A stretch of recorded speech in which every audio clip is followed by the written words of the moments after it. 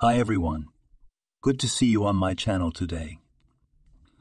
Today I will tell you a wonderful story. It is full of love and kindness. I hope you enjoy it and I wish you an enjoyable viewing experience. Thank you. Hello. You're here again, smiled Giddy wryly as her cousin met her on the doorstep of her grandmother's house. Grandma Cassie lived in a beautiful two-story mansion on the very outskirts of the district center. The village was in a picturesque place. There was a garden, a forest, and a rivulet. There used to be a whole farm, but with the death of the grandfather of the head of the family, it was noticeably thinned out. Grandmother Cassie, of course, tried to keep both jobs for people and livestock, but it was hard to cope with it all alone. Once upon a time, Cassie and David had been the most respected people in the village. They were honored by all the locals. They raised cattle on their own. David built a huge house in which Cassie became a mistress and gave birth to 2 daughters. The eldest was named Alice. She was kind, soft, gentle. She loved animals, helped her parents in everything, and always looked after her little sister Eva. Eva was 3 years younger than Alice, and she used it as much as she could. From childhood, David noticed that Eva was always scheming, complaining about Alice, setting her up. She'd break a vase and scream that it was Alice. The girls were very different. It's like they weren't even related. When they grew up, Alice was shy to go out with boys and rejected all their advances. Eva, on the other hand, chose suitors, was a coquette. Her main trait in adolescence was greed. She was looking for a richer groom. She didn't mess with the ordinary guys who came to her doorstep in droves. Right after school, Eva found her ideal in the person of the local chairman. He had the most expensive car, the most beautiful suit. He was deeply married with children, but Eva was determined to win him back. It didn't matter that he was 2 decades older. He became infatuated with the young woman, took her to the city, to cafes and restaurants, bought expensive clothes. Eva got pregnant by him, hoping he would abandon his family, but all she could get from him was an apartment in the city. Instead of a monthly child allowance, he bought her an apartment with a written promise that Eva would leave him alone.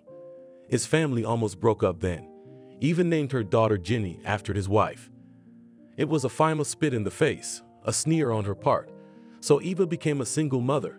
Living in the village with her parents and sister, Eva didn't want to. She moved to the city, to her apartment, and began to search for suitors there, but no one stayed with her longer than 6 months. Alice was modest kind.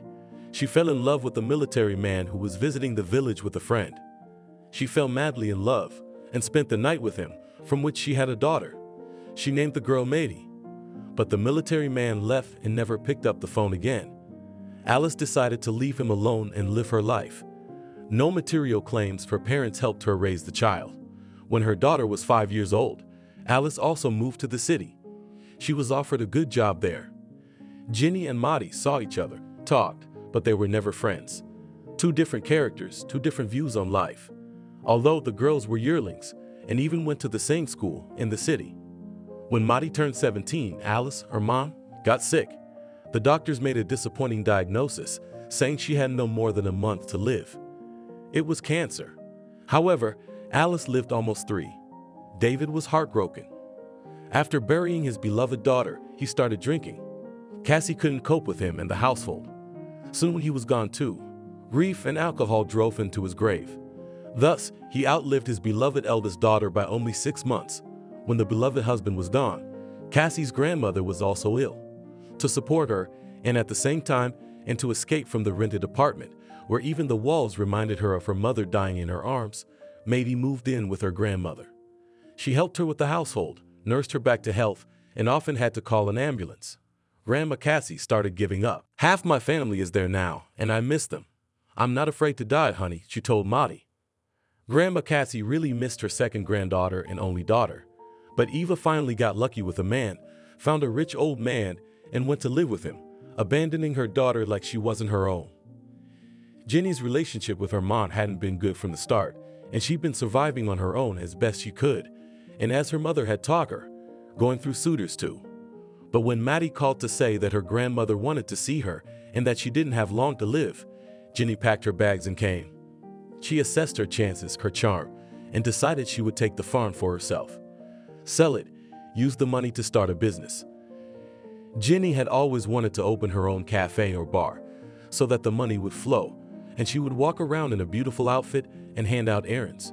She got her passion for money and luxury from her mother, and so Jenny stood on the doorstep of a beautiful mansion, mentally calculating how much the house could be worth. "Come in, we've been waiting for you," her cousin smiled at her. Mady was a pretty dark-haired girl, 19 years old, thin as a reed, for she was on her feet all day, keeping the house clean and the kitchen tidy. She was also in charge of the household, communicating with the few workers who tended the cows, pigs, and horses on the property. Jenny, on the other hand, was a dyed blonde with an even, beautiful tan. Slim too, but she didn't have it easy. The extra pounds instantly attached themselves to Jenny, even if she just looked at sweets. The strict diet made her angry, but the result was worth it. Jenny realized that until she got her life together, she couldn't get fat. Her mother, Eva, had gotten better, too, as she aged. But even so, she managed to drive a wealthy businessman 15 years older than herself crazy. Her sister's slimness, for which she made no effort, had always angered Jenny. She also disliked the fact that her grandfather had always been more fond of Mady, without hiding his feelings. Jenny considered herself resentful and deprived. She hadn't come to the doorstep of this house to be related, or to say goodbye to her grandmother. She had come to get her peace, what she was entitled to. Then she could quit dieting, and no longer hunt the men who wanted only one thing from her. Maddie showed Jenny to the room she occupied every time she came here for the summer. The house was big, and each of the girls had their own room here. Jenny laid out her things, took a shower, and went up to her grandmother's room. Inside was an antique interior. Beautiful carved headboards by the bed and chairs, a closet, a trundle. In the center stood the large bed that Grandma Cassie had always shared with her grandfather. Memories came over the girl. Not long ago he had been here, and now he was gone. Neither was Aunt Alice, Maddie's mother. Jenny sighed. She loved her grandfather and always wished he had paid more attention to her. "Grandma Cassie?" Jenny called out to her. The gray-haired older woman lifted her head from the pillow and smiled weakly. "Janisha's here. My Janisha. I'm so glad you've come. Where's your mommy?" Grandma Cassie asked. Her speech was slow and quiet. The strength to speak was almost gone. "Mom couldn't make it," Jenny said, taking a seat on the edge of the bed. She remembered calling her a couple days ago. It took a long time to get through. Jenny had told her mother about her grandmother's condition, and she had said she couldn't make it, but she would call her the other day. After talking to her grandmother, Jenny went downstairs where her sister was working on dinner. Outside the window, the weather was nasty fall weather. Jenny felt like the whole world was against her. "How long have you lived here?" Jenny asked her, leaning her hand against the wall. Mady turned around. She hadn't listened to her sister come downstairs. "You scare me. I've been living here for 4 months. Grandma's getting worse. You know, it's weird. Mom died, Grandpa left, and now Grandma. Do you think she's dying?" Jenny asked with genuine curiosity. Mady looked at her sister puzzled. "I told you on the phone. The doctors say she doesn't have long to live. Her heart is worn out. If Mom were alive, maybe none of this would have happened." Mady turned away and continued washing the dishes. Jenny sat down in a chair in the corner of the kitchen. It was where her grandfather used to sit. Jenny noticed that the furniture was almost new. Grandma liked to update the interior. Yes, it was a pity about Aunt Alice. Unfortunately, it's always the wrong ones who die. "What are you talking about?" Mady burst out. Jenny had already suggested at the funeral that it would have been easier for everyone if her mother had died instead of Mady's mom. It seemed to Jenny that both she and her mother were disliked here, although, in fact, they both received the same amount of attention, but due to their natural temper, they often scandalized, after which Jenny felt deprived. "Oh, calm down. Aunt Alice was kind. She took care of you. My mom only cares about herself. Okay, I want to go for a walk. Do you mind?" Jenny asked. Jenny walked around the house and the whole farm. She went to the stables and counted the horses. In the big barn, she was surprised at how few cows were left. Wanting to know the reason for the decrease in the number of cows, Jenny went back to the barn. However, there was an unpleasant surprise waiting for her at the door, a large dog named Cat. "You! Get out of here! Get out!" shouted Jenny. The dog's playful mood was shot down flat. The cat just wanted to play, and Jenny punched the dog on the nose. The cat whined and went to the other yard. Maddie ran out to the noise. "Your monster almost bit me. I thought that dog was dead," snarled Guinea. "I'm sorry. He just likes to play." "Not mean at all," smiled Maddie. They found the kitten with Jenny a few years ago when the girls were still in school. A neighbor had taken it to the river to drown it, and it had escaped. It had a pathology, a limp. The neighbor thought it was a defective puppy, so he took it to the river. Maddie caught the puppy and held it in her arms. Just then, a panting neighbor ran up to them. He had been looking for the dog in the woods, afraid it would come running back to his yard. "I'll drown him. He's limping." "I don't need that kind of protector," he said, and snatched the dog out of the child's hands. Maddie was not bold and determined. At this moment, she could not stand it and screamed, "No, don't you dare. Give him to me. I'll feed him myself." Maddie took the puppy from her neighbor. "Your grandfather won't let you. He doesn't like dogs." "A cat person," the neighbor concluded. He knew this because there were no dogs on the farm. The neighbor had offered to get him a puppy many times, but Grandpa David had refused. But there were plenty of cats on the farm, a dozen. There was plenty of milk, and the owners were happy to take in lost and foundlings. Maddie won the puppy back. "Throw it away. Don't wear it. Grandpa won't let you keep the dog," Jenny repeated to her neighbor. "Then we'll call him a cat." "Cat. That'll be his name." Maddie kept the puppy in the farthest shed. Every day she'd say, "I'll get food for the cat." And Jenny giggled because the grandparents thought she was going to feed some cat, not realizing they had a dog named Cat. The truth was revealed when the grandfather heard barking. The cat had settled down on the farm by then and felt at home in that barn. "Who's that barking?" he asked him sternly. "It's Cat. Cat, his neighbor drowned him and I saved him. He's limping. Don't kick him out," Maddie begged. Jenny watched from the sidelines. She was waiting for her grandfather to kick the dog out, but he took pity and let the dog stay. "Let there be another watchman to help pull," Grandpa smiled. Jenny thought then that if she had brought the dog, grandfather wouldn't have allowed it. It seemed to her that Maddie was so pitiful and submissive precisely to control everyone around her. The next morning, Jenny woke up around 8 in the morning, decided to make her grandmother happy with breakfast. She had to start making her feel comfortable. She obviously didn't have long to stay, and that time could be tolerated. For the sake of a house like this, she certainly could. Jenny cooked a simple porridge with milk, made tea, and went up to the second floor with a tray. As she entered the bedroom, she saw that her grandmother was already awake. "Good morning, Grandma. And I made you breakfast with delivery right to the bedroom," smiled the beautiful blonde. "Good morning, sweetheart. Maddie and I have already had breakfast. We get up early, 6 o'clock a.m. in the summer. We get up even earlier. Maddie feeds the ducks, helps us get the cows out. I'm used to getting up early, you know." Jenny tried not to show her displeasure, so she put the tray down carefully and sat down on her grandmother's bed. "I guess I'll have breakfast on my own then. Here with you? I've missed you so much." Jenny ate her porridge and drank her own tea, talking about her life in the city where she worked, talked about her mom. More complaining. Jenny had had grudges against her mother since she was a little girl. Deep down, she realized that she was only a means to an end for her, not a desired child.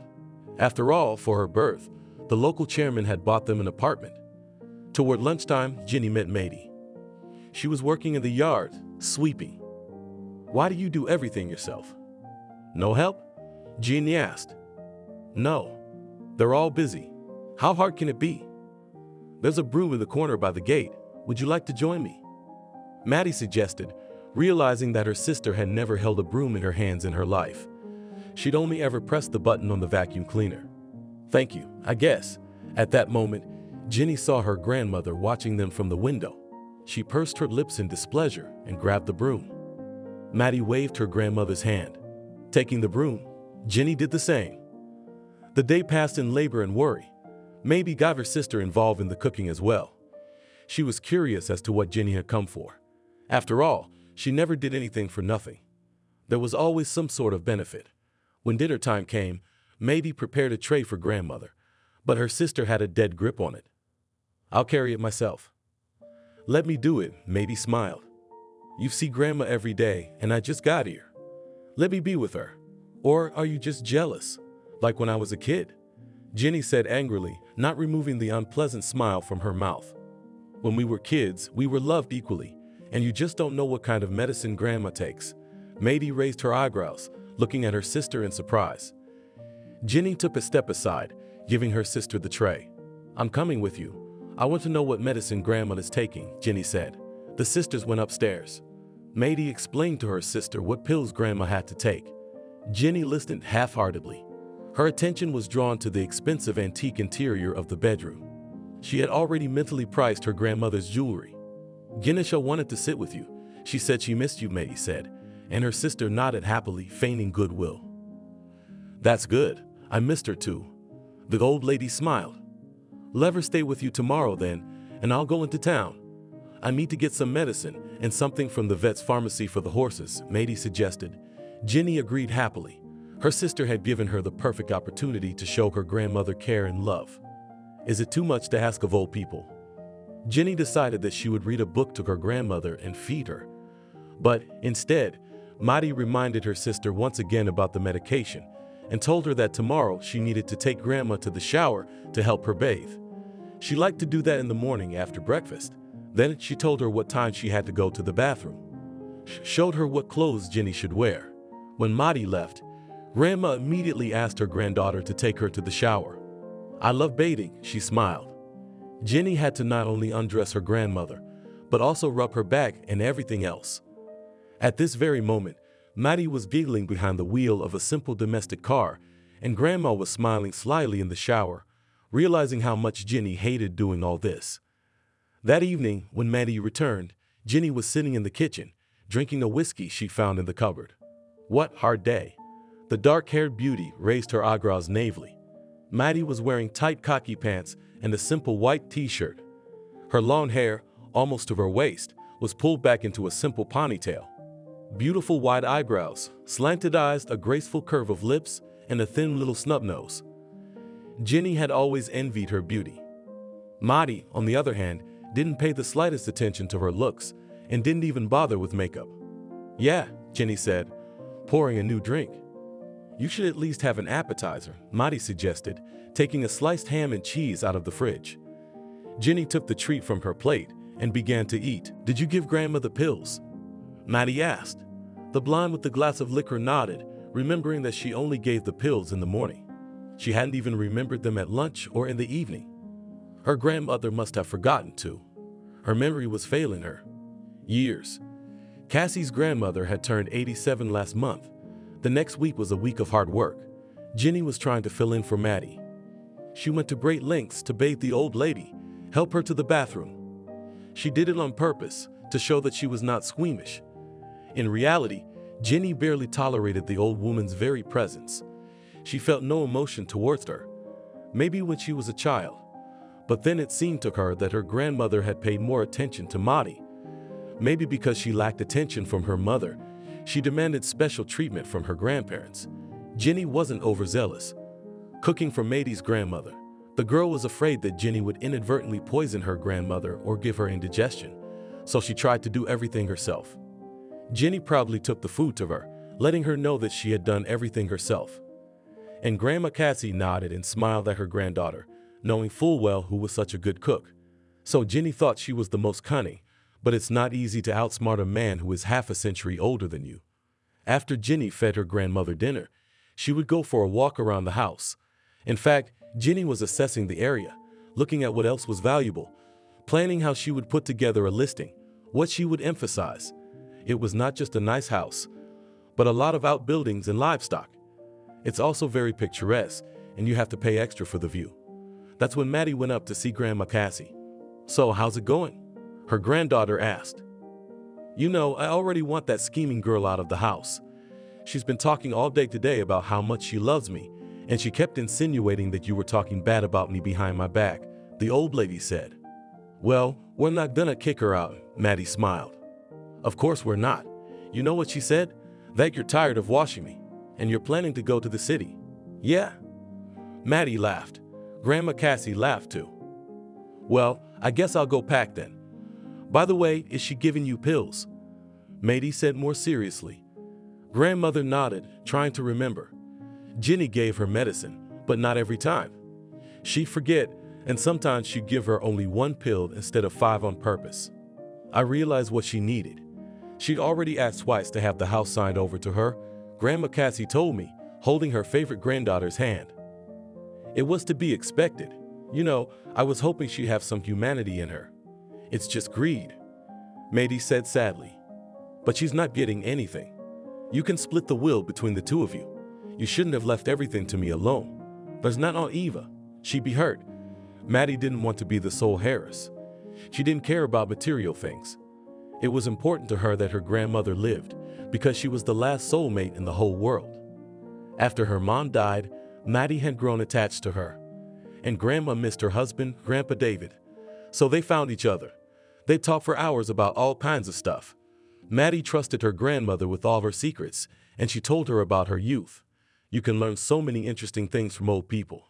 For example, grandchildren always think that Grandma and Grandpa lived from youth to old age, soul to soul. But Grandma Cassie, already after her grandfather's death, told how she caught him with another woman when she was young, and that he probably had a child on the side. She herself was also in love with the local letter carrier, and after learning of her husband's infidelity, she nearly broke up the marriage, cheating on him for a year with that man. Grandpa David caught them. There was a fight. There was a village-wide scandal. In the end, he swore he wouldn't cheat again, and so did Grandma. And they both went left for a long time after that. Grandma understood perfectly well that grandfather cannot go fishing every weekend and come back without fish. And one day she found a price tag in a bag of fish, which he allegedly caught, and it all added up. His mistress worked at the store, but Grandma didn't reproach him because she herself ran off to the hayloft every time to the incredibly charming mailman. He was a handsome, ambitious fellow who later on swayed the postmaster and took his place. At the time all these events were taking place, Grandma was already in her arms with little Alice. Pregnant for the second time, she was almost certain that the child was not from her husband. She was terrified and broke off all relations with the letter carrier. She had a family to save. If David found out she was carrying someone else's baby, he'd leave her. He threatened to take Alice away and leave if she didn't end her affair. And he cheated. Nen. Who can understand them? The grandmother didn't tell her granddaughter. She was ashamed. She swore she'd take the secret to her grave. When Eve was born, David knew at the first sight of her that she wasn't his. She looked a lot like the mailman's face, and he knew it all at once. Was it his? He asked, keeping his eyes on the child. Cassie was silent. What could she say? It was obvious. She was more ashamed and scared than ever. I heard you Diana's pregnant too, and she's got a man who's infertile. What are we gonna do? Divorce? She asked me straight out. Divorce was rare back then. David wasn't going to break up the family. He just wasn't getting laid. Cassie was cheating out of spite. He could do it, but she couldn't. David took little Eva in his arms. Here's what we're gonna do. We'll name her after my mother, Eve, and I'll dump Diana. Tonight, she won't leave her husband anyway. Convinced him the doctors were wrong and he's not barren. He's glad. He's a fool. But Eva is the first, and she's our second child. It's okay. Eva is our daughter. Yours and mine, and don't you ever even think about anyone else. There was nothing. No one. Not you, not me. Do you understand? Cassie nodded. From that day on, there was no more cheating in their lives. Cassie wanted more children, but she couldn't get pregnant again. That letter carrier had long since passed away on a drunken errand, and there was no news of Diana's fate with David's child.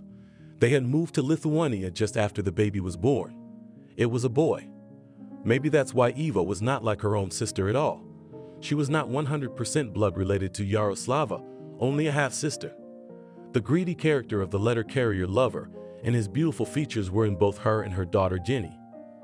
One wonders how, without knowing the story, Eva chose the name for her daughter. After all, that mailman's Jenny's Jeninton. The next morning, Jenny went up to her grandmother's house with a tray. She had to learn to get up early to show her attitude. The house has to be worked on, she thought. Good morning, Grandma, she said. Breakfast was served. Jenny remembered that she had left the pills on the table downstairs. Whatever about them, she thought. Going downstairs was lazy. She regularly forgot to give her medications. Her grandmother didn't even remember them because the pills improved her memory, and without that she forgot everything. That's why she told Matey that she was taking medicine. Everything was mixed up in her head. Grandmother, I wanted to ask you, did you make a will for me like we talked about? Jenny asked, smiling. Not yet, answered Grandma, sipping her tea. Rewrite it, or I'm not at peace with it. I don't want our family farm to be sold after you're gone. Maddie wants to go to the city. She talks about it all the time. Yesterday she was just sighing. I can't wait to get out of here. She'll give up everything. And I'm tired of the hustle and bustle. I'm like my grandfather. I can't stand this town. I want to develop the farm, take care of the animals. Grandmother watched her granddaughter lie and twist and nodded affirmatively. Of course, if you say so, I'll do everything today. You know what? Hand me that thick sketchbook over there. Bring it over, Grandma asked. Jenny obediently handed over the heavy album. Listen, granddaughter, this is my will. I'm going to sign it over to you. Right now, I just need quiet. I'm not very good at concentrating. So I don't make any mistakes. Leave me alone for an hour. Okay, Grandma asked. Jenny nodded happily, gave her grandmother a peck on the cheek, and walked out. Out the door, she wiped her lips as if from dirt and, smiling, went to her room. She was sure it was done. Grandma, meanwhile, was looking at old pictures, nostalgic and grieving for her husband. Wedding photos, the first pictures of their children. Collective photos with friends at weddings. One of the pictures was of the very same mailman. Only now did Cassie notice how much Jenny looked like him. The same face. Of course, David had guessed it all at once.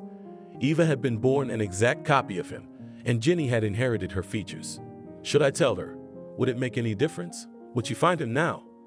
Cassie realized she wouldn't admit to Jenny that her mother had a different father. Eve wouldn't forgive her. Let her find out after she was dead, she decided. So she took a pen and signed on the back of the picture. If you are reading this, it means I am no longer alive. I must tell you a secret that my David and I have kept all my life. The man in the picture on the left, the mailman, is Eva's real father. Biological.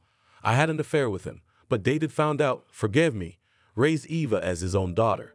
I can't take this secret to the grave with me, so I'm leaving it here on the back of this photo. Eva's father is dead, but she has half-brothers who live in the city. They're rich, they work for the government, I can't remember exactly where. Once you find them, Jenny, you can ask them to help you get a good job. They're always helping their loved ones. The Stones, Paul and Dexter, they're your uncles, Jenny. Go to them and you won't need anything. Finished writing, Grandma put the sketchbook aside and looked out the window. Her bedroom was a side bedroom, and from there she had a good view of the river. David liked to fish there, and Cassie watched him, not daring to go and disturb him. She loved him. Even though he had stumbled, even though she too was not without sin. Love had not come to their seven at once. Their marriage was arranged by their parents. The children gave their consent because they liked each other, but nothing more. It took them a long time to get used to each other, be made on the side, until they saw in each other the most important features that are worthy of respect. And David idolized his wife, and she adored him with all her heart. Unfortunately, when he lost his only daughter, he couldn't cope with the grief and left her early. His binges were like suicide attempts. He drug himself to the point of unconsciousness, and then he'd get really sick. Cassie still regretted that she hadn't listened to the advice of the local doctor and hadn't sent her husband for compulsory treatment in a psychoneurological dispensary. He had had a nervous breakdown depression, and he was drowning it out with vodka, refusing any medication. Toward evening, Jenny went to her grandmother's house again and brought her dinner. Jenny, my pills, the old woman reminded her. Yes, I'll get them now, eat for now. Jenny went downstairs. Just then her phone rang. It was her ex-lover. She took the call. She fought with him, then made up with him. He promised to do anything she wanted for her if she came back. Jenny said she had some unfinished business here that would help her get richer. She promised to come back as soon as she finished it. I look forward to it, he said. Jenny forgot she was on her way to get her pills.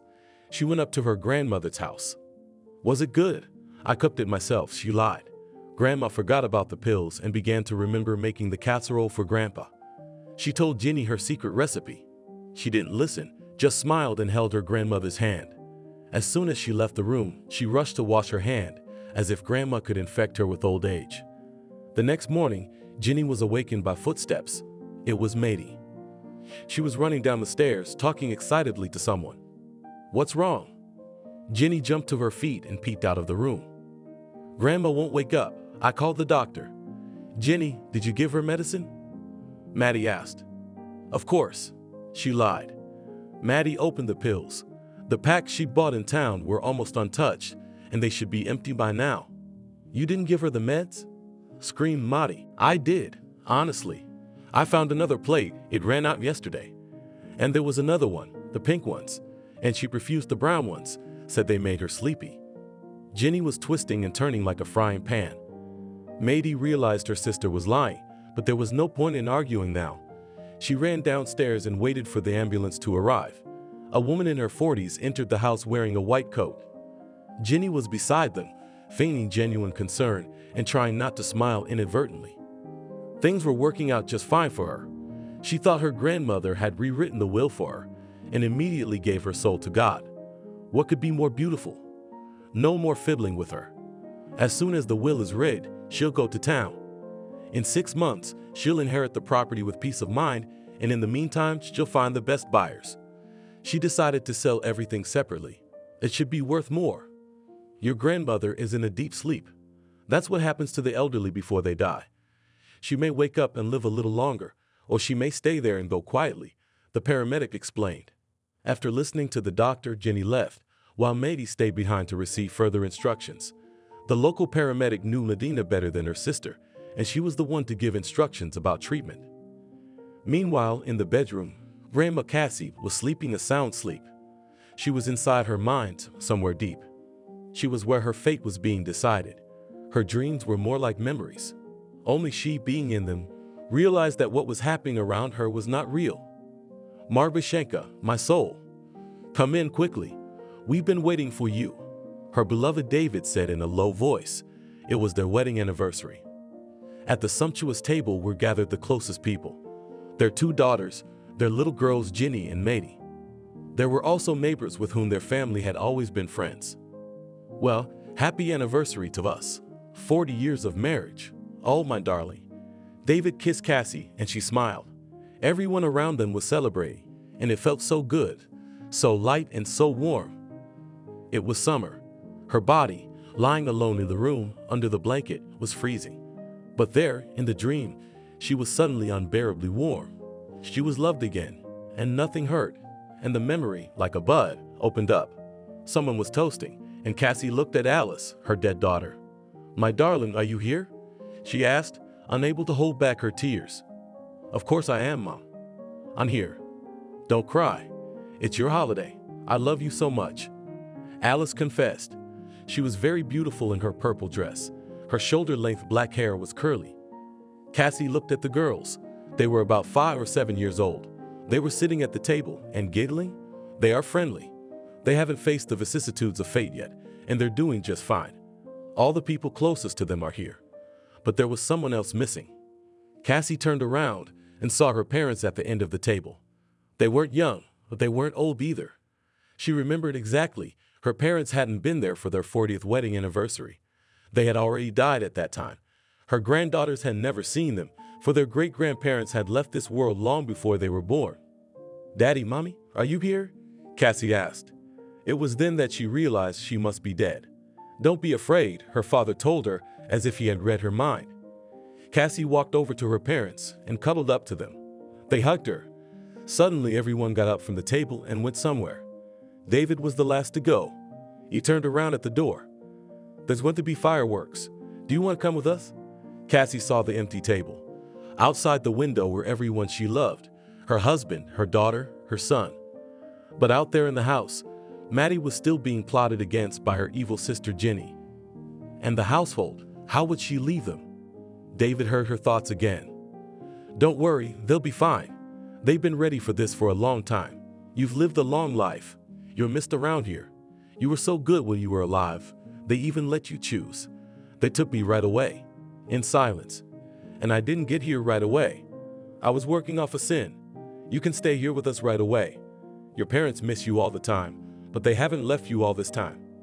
You know, neither have I. Come with us. You coming?" He held out his hand to her, and Cassie smiled. She felt young in that moment, and her smile was that of a young woman. It's not for nothing they say that a soul is always young. Cassie stood there, not knowing what to do. She realized that it was her choice who she would stay with. She figured she could always make it here in time, and there were other things to do back at the house. What to choose?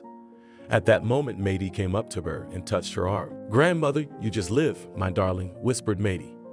Cassie heard it. In that moment, she made a decision. The only right one. She took David's hand and walked out with him to watch the fireworks with the others. "Don't worry, she'll be hurt, but she'll get through it.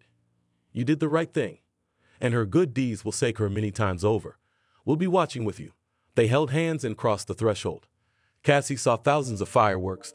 The beauty was astounding, and the feeling of love and happiness was so palpable that she wanted to cry with joy. Nearby were those who no longer needed to be mourned. At that very moment, her breathing stopped. Maddie tried to help, then cried on her grandmother's chest. Behind her, Jenny stood silently, as emotionless as she was, and her grandmother's death had shaken her. Death couldn't help but shake her. "She's gone," whispered Maddie through her tears. Jenny walked over and hugged her sister. They both needed it. There was a commotion in the house. The news of Grandma's death had stunned all the workers and fellow villagers. She was loved and respected.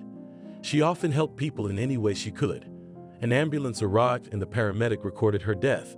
No autopsy was required in her years. Wise local grandmothers organized everything as it should be. They told Maybe how to bathe her properly, what to wear, where to order a coffin. The hustle and bustle passed getting by. She wasn't in shock for long. Finally, it was safe to think about going into town.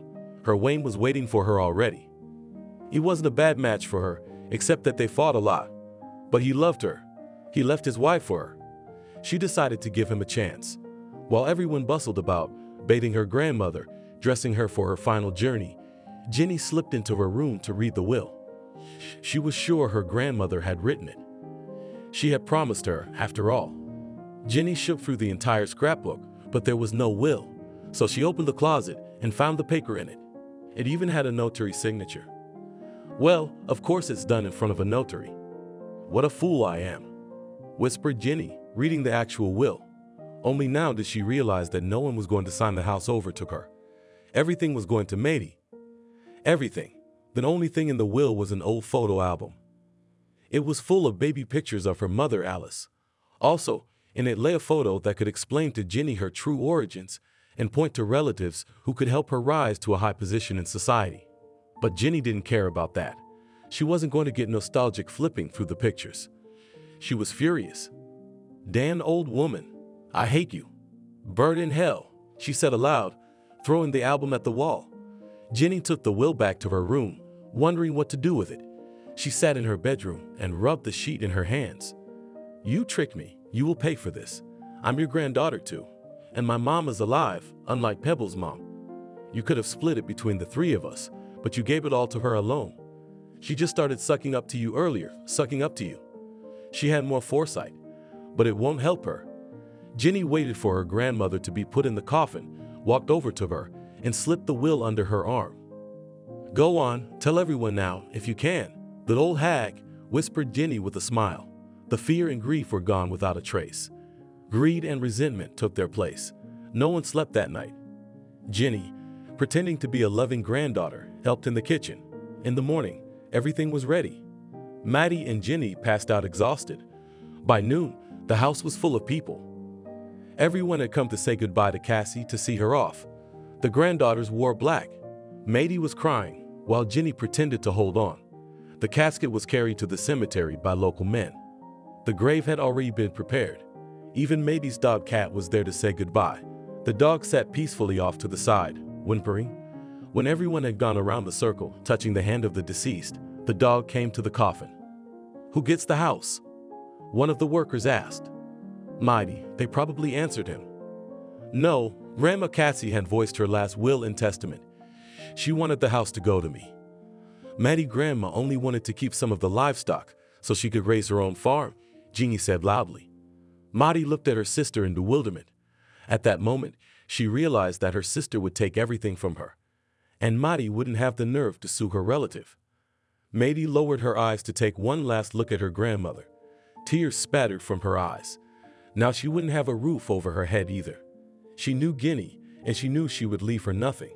At that very moment, the dog burrowed his muzzle into the coffin, whining and barking. "You Bekissy the dog! You what?" shouted someone from the crowd, but the dog had already withdrawn. In his teeth, Cat held a rolled-up scroll, the will that Jenny had put in the coffin with her grandmother.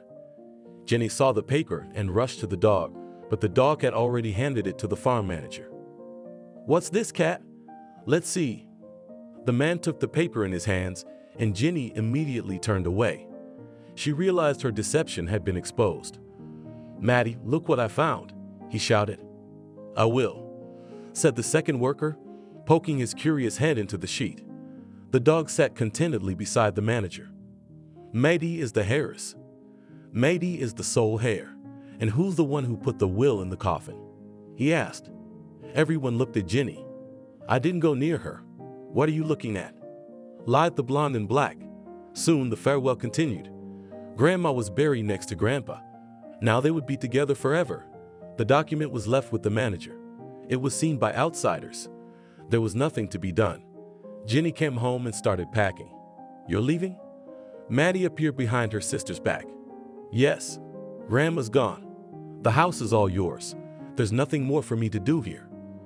Maddie watched her sister breathe venom and didn't know how to react. "How could you? Grandma had made her will. Did you want to take it all for yourself?" Maddie asked. "And now you've taken it all for yourself." Jenny wheezed.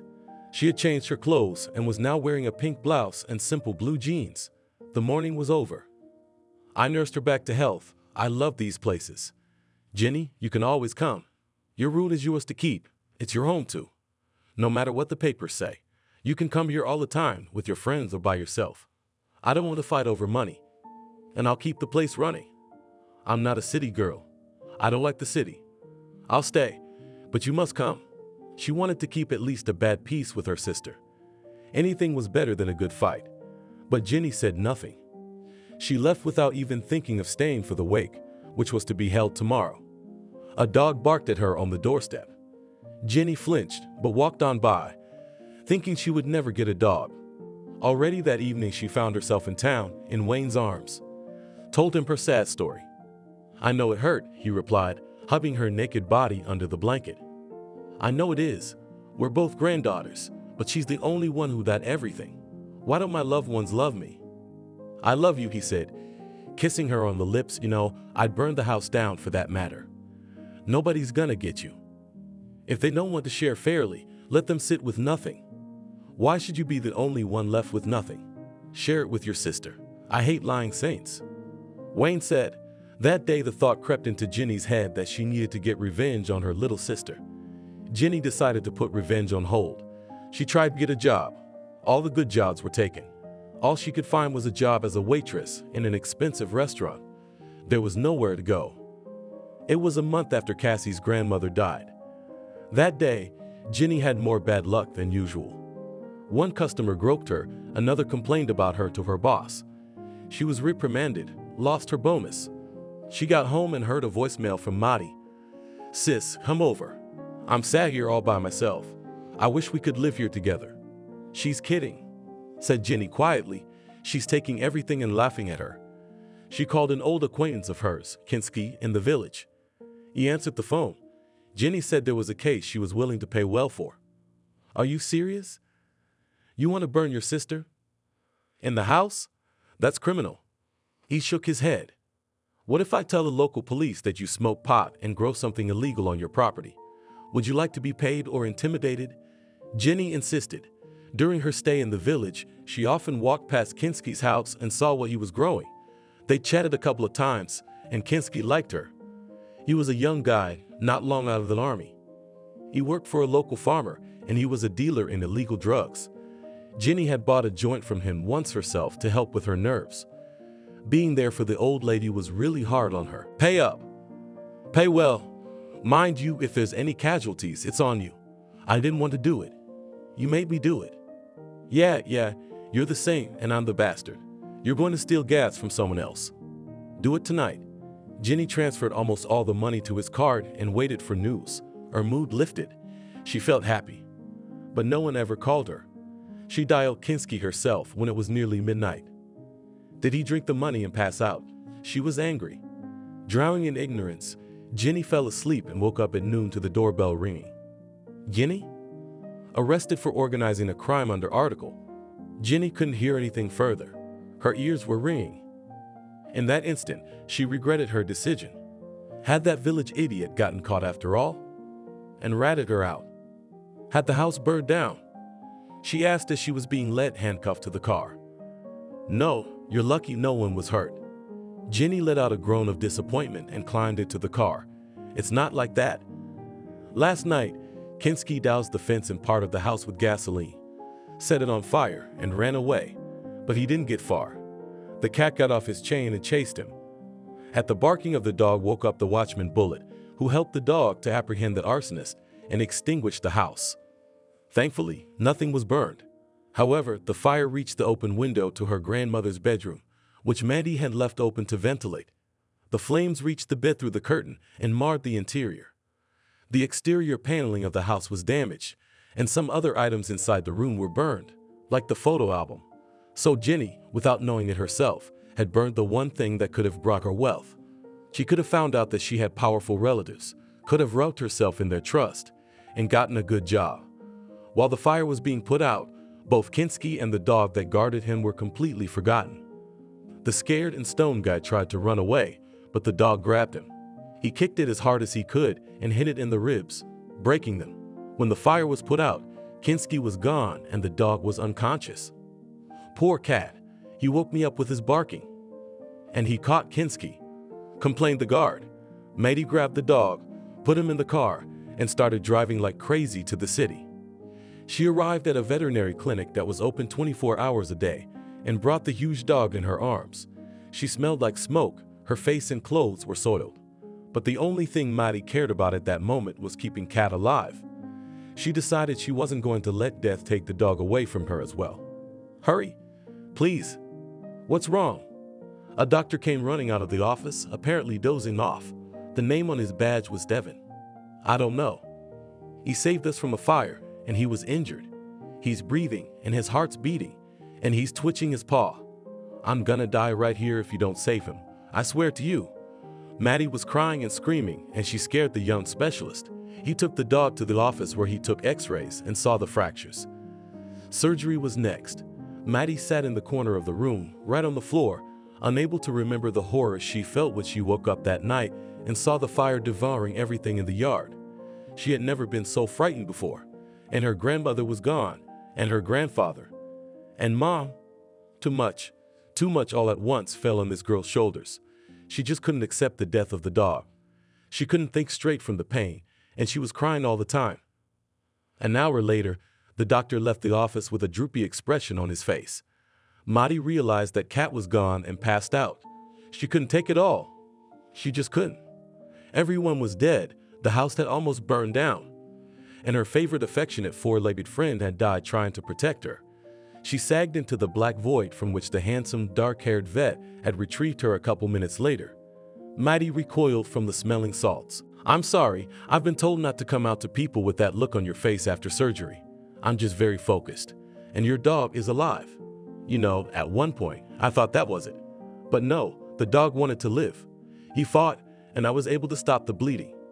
I can't promise he'll be okay, but for now, he's stable. He'll sleep for a long time. We can't take him back yet. You feeling better? Why don't you tell me what happened? Maddie shook her head in disbelief. Show him to me. I need to see that Cat's alive. Cat. The doctor didn't understand. It's his nickname. Cat. Let me see Cat. The doctor took the stubborn girl to the room where the dog was lying. The instruments showed a heartbeat, a pulse. Maddie touched the soft fur of the pet. He was warm. His heart was beating. Thank you, she cried again and hugged him. Even smiled and hugged her too. I've never met such a sensitive and loving hostess. Let me buy you a coffee. Maddie, on emotions, told the handsome doctor everything about herself, how her relatives died one after another, how the house was set on fire, how she fought the fire, and how she found the dog unconscious. As she talked it out, she felt relieved and ashamed that she'd taken it all out on a complete stranger. But Evan was kind to her. They talked until morning. Evan reported that the dog's condition was stable and there was no danger. Then Maddie said goodbye to him and went home, where another unpleasant surprise awaited her. A police officer who arrived on the scene quickly found the stone Kinski. He was hiding in his home in a Pajini. His giant supply of pot was discovered, and Kinski immediately ratted out Jeannie. Told her how she threatened to expose him, how she paid him off. He had messages on his phone from Jeannie when she couldn't reach him that made sense. When Maddie found out that her sister had set the house on fire, she was again in a state of shock. She felt like talking to her or helping her in some way. You know, it's a family matter. Can we let her go? I'm not going to write any statements, she asked the police officer. But he shook his head glumly. It's too late. I solved the crime and filed all the papers. Where were you before? He asked. I was at the veterinary clinic with the dog. I'm sorry, your sister won't get much time. Don't worry about it. Maddie stayed home. Together with the workers, they tried to clean up the arson, and they worked late into the evening. Maddie fell asleep before she got to the shower, exhausted from all the stress and the recent events. She forgot to call the clinic to ask how Kat was doing. The next morning, she was awakened by a phone call. Maddie, hi, you have a call from the veterinary hospital. Your dog's recovered here. He's better. We can take him in. We'll just need someone to keep him on antibiotics for a couple more days. Maddie recognized the doctor's voice. He'd gotten under her skin. She cried into his robe and fainted there and told him more about herself that she should have. I'll be there. An hour later, she was already standing in front of the handsome man and stroking her favorite. He was already on his feet, though he limped. His ribs still hurt, of course. I'll give painkillers with me, add them to the food, and the injections. Maddie listened to him and her heart sank. She thought it was out of place, out of time. After paying at the register, she picked up the dog, said goodbye to Evan, and left. Well, he didn't show any interest in me. What made me think he liked me? I just came off as the worst kind of hysterical, she told the dog on the way home. At home, her usual work awaited her again. The refrigerator was empty. She'd completely forgotten to cook for herself and buy groceries. Maddie took a shower and lay down. The cat was in the house now and lay on the bed with her.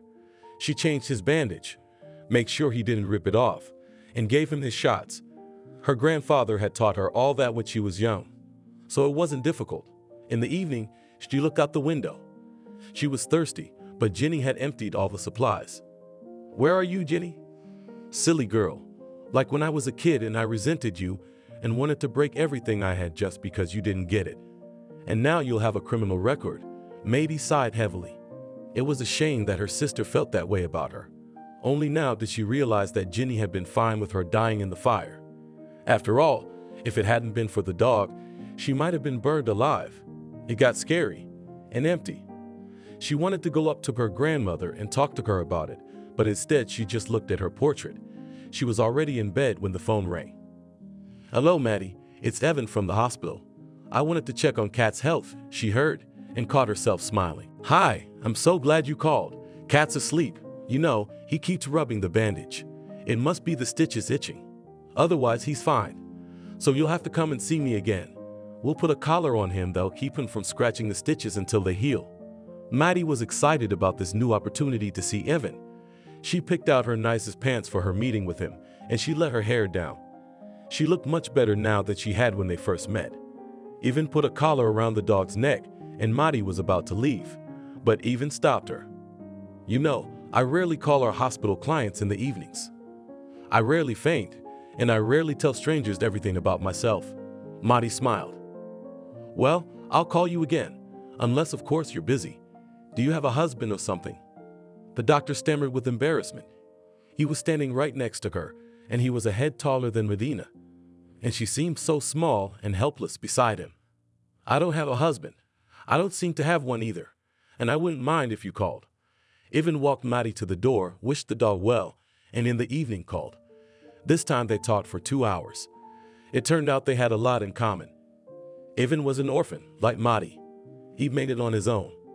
He was in a car accident, almost died, and he's still recovering. He's afraid to drive. Maddie told him how lonely she was in the big house, how she was afraid of fire, how she spent nights checking to see if the gas was off in the kitchen, if the fence was on fire again.